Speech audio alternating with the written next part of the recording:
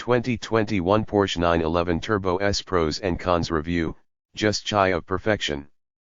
And that's precisely the problem. Can a car be too clinically excellent? Pros. Absolute magic on a back road. Wonderful GT car. Insanely quick. Cons. Magic replaced by cold competency on the track. Street tires only. We thought it was gone. Banished. We believed the good people of Stuttgart, with a bit of help from Weissach, had finally cured the turbo's one remaining weakness. Charging valiantly into our 2020 best drivers car field, though, the 2021 Porsche 911 Turbo S revealed that its Achilles heel remains. That one issue, the one that's deprived 911 turbos of the past from more than one Motor Trend podium, is the car's cold, emotionless virtuosity when pushed to the limit. The 911 Carrera S, last year's winner, does not have this problem. It's a trait that was far more apparent on previous turbos, showing itself on the road and on the track. With this new 992 generation car, we thought it'd finally been vanquished. It's easy to see why we'd think so. In two back-to-back comparisons earlier this year, both the coupe and convertible annihilated their challengers. McLarens and AMGs couldn't hold a candle to the new Turbo S on the road.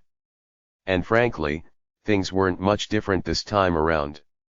Just a few corners without traffic are all it takes to experience that 911 turbo magic, the way the car behaves exactly the way you want it to, exactly the way you expect it to, and exactly the way you instruct it to at every moment, so much so you don't have to consciously think about it. The 911 Turbo S lets you drive by instinct at speeds where other cars demand every bit of your attention. It's the meticulous engineering that makes it so accessible to every driver, regardless of skill, road test editor Chris Walton said.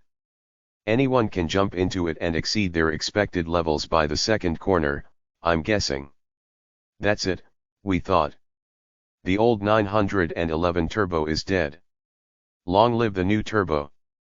Then we drove it on the racetrack, and the last vestiges of the old Turbo showed themselves. This car is so perfect it's anodyne, unobtrusive, Walton said. There's no bother, but no excitement. It's super capable. It does everything so well that you can't mess up with this car. It solves everything. It is so uniquely competent. Competence doesn't necessarily stir the soul.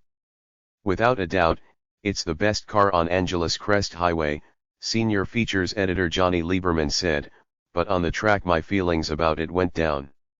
Interestingly, our actual race car driver had the opposite reaction.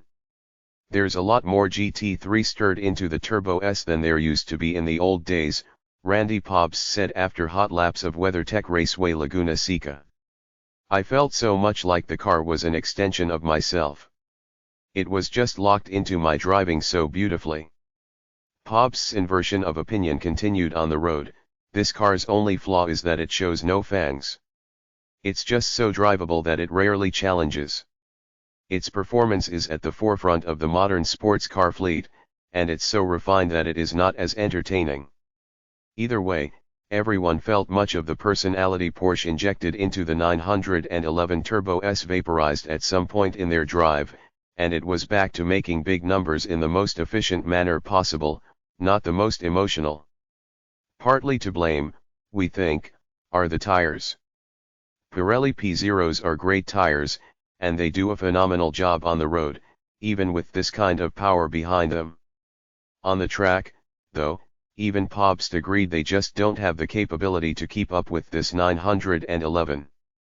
Yes, they're still pulling a seriously impressive 1.10 lateral G, but there's no doubt Corsa or Trofeo R tires would lead to faster and therefore more thrilling cornering speeds.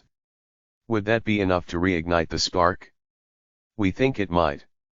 For Porsche's part, it says turbo customers haven't been interested in higher performance tires, so it doesn't offer them. Pity.